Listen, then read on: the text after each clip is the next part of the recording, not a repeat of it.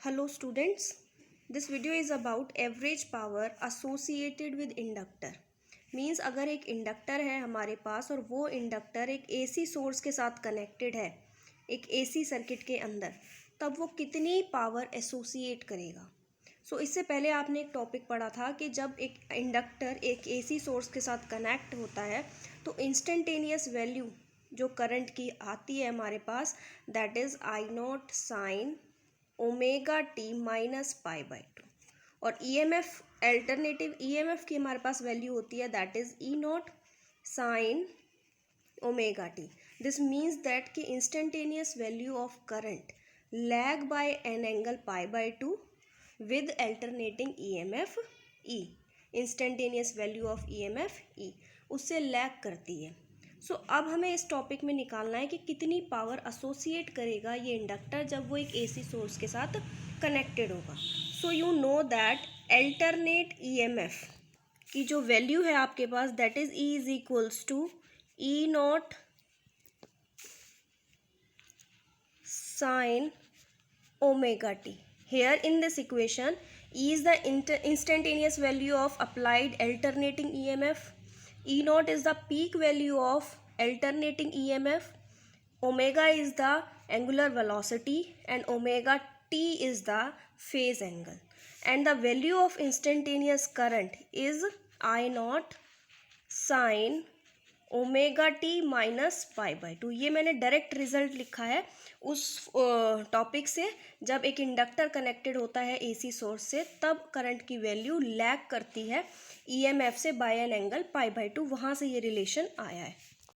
Now you have to calculate average power associated with inductor. अगर power का formula हम देखें ईएमएफ और करंट के लिए is equals to e I हो गया। पावर के वैसे तीन फॉर्मूले होते हैं, P is equals to v I is equals to v square by r into T.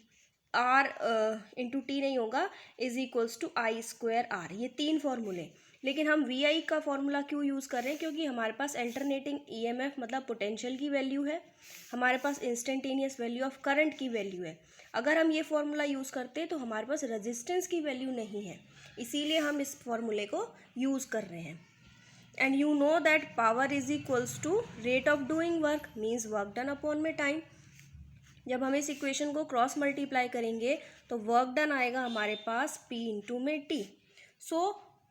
Small amount of work done को फाइंड आउट करने के लिए हम इस इक्वेशन को d W is equals to p into D t इस form में लिख सकते हैं, क्योंकि डी यहाँ पे रिप्रेजेंट करता है small amount, means small amount, और ये इक्वेशन रिप्रेजेंट कर रही है small amount of work done in maintaining current through inductance L. And power की वैल्यू आपके पास पता है, दैट इज ई आई। सो हमारे पास ये इक्वेशन बन गई d W is equals to e I into में डी टी। और आपके पास इंस्टेंटेनियस वैल्यू ऑफ ईएमएफ भी आपको पता है और आपके पास करंट की भी वैल्यू है। तो इन दोनों वैल्यूज़ को जब हम इस इक्वेशन में पुट करेंगे तो हमारे पास आएगा ई नॉट साइन ओमेगा टी और आई नॉट। यहाँ से अगर हम इसमें देखें, जैसे कि मैंने पहले भी बताया था, जब भी हमारे पास sine pi by two minus theta होता है, मीन्स अगर हमारे पास ये ओड मल्टीपल होता है एंगल, तो साइन किस में चेंज हो जाता है? कॉस थीटा में। लेकिन अगर ये यही वैल्यू होती sine pi minus omega T मतलब 180 माइनस थीटा, तो ये हमारे पास साइन ही रहता साइन ओमेगा टी। अगर मैं इस इक्वेशन को इस तरीके से लिखना चाहूँ, आई नॉट साइन माइनस सिंबल मैं बाहर ले रही हूँ और मल्टीप्लाई माइनस सिंबल बाहर ले लिया और पाई बाई टू पहले लिख दिया, ओमेगा टी बाद में लिख दिया। 90 minus theta means first quadrant में लाई करेगा। फर्स्ट क्वाड्रेंट के अंदर साइन की वैल्यू क्या होती है? पॉजिटिव। तो यहाँ से ये इक्वेशन कैसी बन गई मेरे पास? माइनस आई नॉट साइन किस में चेंज हो जाएगा? Cos minus omega T, cos theta हो गया, कॉस माइनस थीटा। और फर्स्ट क्वाड्रेंट के अंदर साइन कॉस टेंजेंट तीनों ही वैल्यू पॉजिटिव होती है, तो कॉस माइनस ओमेगा टी की जगह मैं क्या लिख दूंगी? सिर्फ कॉस ओमेगा टी। तो ये इक्वेशन बन गई I naught cos omega t minus I naught cos omega t. अब इस इक्वेशन के अंदर मैं इंस्टेंटेनियस और वैल्यू ऑफ करंट की ये पुट करूंगी, that is minus cos omega t into में dt. Now this equation becomes dw is equals to minus e naught I naught sin omega t cos omega t into में dt. अब हम इसको derivative को हटाने के लिए क्या करेंगे, बोथ साइड इंटीग्रेट, क्योंकि अब हमें चाहिए total amount of work done. So integrating both side, integrating both sides we have, हमारे पास यहाँ से आया इंटीग्रेशन का सिंबल लगाया, d W is equals to minus E not I not. ये हमारे पास कांस्टेंट है डी टी के रिस्पेक्ट में, सो इनको बाहर लिख लिया. इंटीग्रेट कर रहे हैं हम between the limit 0 to t, क्योंकि कोई भी AC cycle complete interval complete उसका एक एसी साइकिल कंप्लीट होता है टी टाइम पे. सो वन कंप्लीट साइकिल के लिए हमने लिमिट ले ली 0 टू टी, एंड अंदर हमारे पास बच गया sign omega T cos omega T into में डी टी. अब मैं इस रिज़ल्ट को या फिर इस इक्वेशन को 2 से मल्टीप्लाई कर दूंगी और 2 से डिवाइड. 2 से मल्टीप्लाई 2 से डिवाइड इसीलिए किया क्योंकि 2 साइन थीटा कॉस थीटा का फॉर्मूला होता है दैट इज साइन 2 थीटा, और यहाँ पे थीटा एंगल है जो कि इस इक्वेशन के अंदर ओमेगा टी है. तो ये इक्वेशन हमारे पास बन जाएगी d W is equals to minus E not I not upon 2 between integrate between 0 to T sine 2 omega T into में D T, and sine integration of sine 2 omega T into D t, इसका जो integration होता है वो 0 के बराबर होता है. तो हमारे पास ये इक्वेशन बन जाएगी डब्ल्यू is equals to minus E not I not upon 2 multiply by 0 and something multiply by 0 is 0. So work done हमारे पास कितना आ गया, 0. Means average power associated in case of inductance when connected with AC source is equals to work done upon time, जो कि कितनी आई हमारे पास, power कितनी आ गई, 0. वर्क डन 0 तो पावर भी 0. So in this topic we have calculated average power for inductance, वो भी क्या आई, 0. और एवरेज पावर कैपेसिटर के लिए भी हमारे पास क्या आई थी, 0.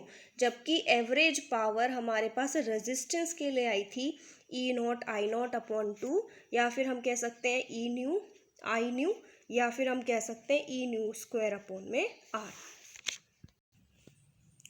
Now we have to calculate the power associated with an AC circuit containing LCR और RL और RC सर्किट.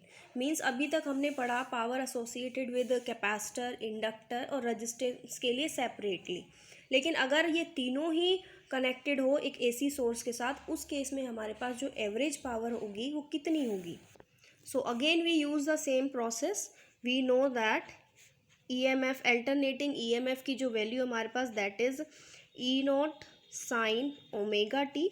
ई हमारे पास यहाँ पे इंस्टेंटेनियस वैल्यू है अप्लाइड EMF की, E naught peak value and omega t is the phase angle.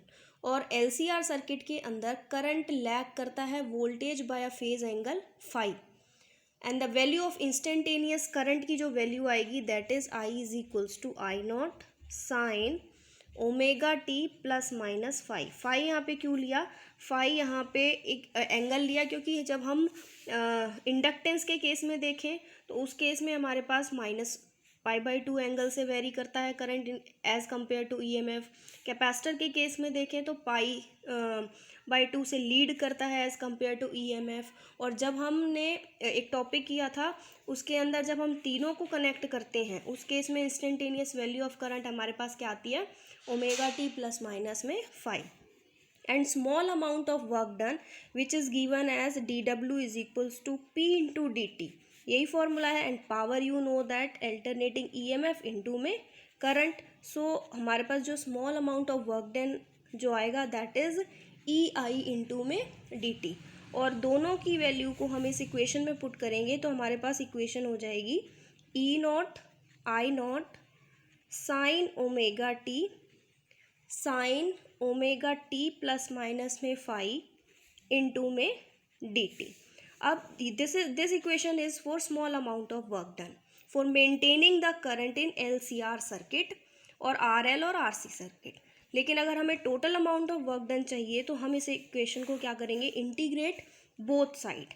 So integrate this equation, integrating both sides we have, integration का symbol लगाया, dw is equals to E not I not, integrate कर रहे हैं between the limit 0 to t, क्योंकि AC की complete cycle t time period पे होती है, sine omega T, sine omega t plus minus में फाई इंटू में D T. So work done is equals to E not I not 0 to t sine omega T, sine, यहाँ पे formula बन रहा है साइन ए प्लस बी या फिर sign ए minus B आप कह सकते हो, और साइन ए प्लस बी का फॉर्मूला होता है that is sine A cos B plus cos A sine B. तो इस फॉर्मूले को जब हम ओपन करेंगे तो ये बन जाएगा हमारे पास साइन ए कॉस, यहाँ बी यहाँ पे फाई है, plus minus cos A sine B, ए यहाँ पे ओमेगा टी एंगल है और बी यहाँ पे फाई एंगल है, इनटू में डी टी। नाउ अब हम इस इक्वेशन को इससे मल्टीप्लाई करेंगे एंड इसको इससे और सेपरेट कर लेंगे। So work done is equals to E not I naught between the time interval 0 to t sine omega T cos phi plus minus 0 to t sine omega T cos omega T sine phi into में D T. Now आप देख सकते हो इस equation में sine omega T sine square omega T हो जाएगा, और यहाँ पे sine omega T cos omega T है, तो मैं यहाँ पे 2 से मल्टीप्लाई और 2 से डिवाइड कर दूंगी, तो 2 साइन ए कॉस ए का फॉर्मूला साइन 2a बन जाएगा। So work done is equals to E not I naught between the limit 0 to t sine square omega T cos phi plus minus 0 to t, 2 से multiply किया 2 से divide, क्योंकि 2 sine theta cos theta हमारे पास sign 2 theta के equal होता है। तो मैं यहाँ से लिख सकती हूँ 1/2 मैंने बाहर लिख लिया, sine 2 omega T sine phi into में डी टी। अब आप इस इक्वेशन के अंदर देख सकते हो कि हमें इंटीग्रेट करना है टाइम का with respect to D T. So phi is constant for D T and इस केस में भी phi is constant for D T. तो ये जो कांस्टेंट वैल्यूज़ हैं हम इनको बाहर लिख सकते हैं।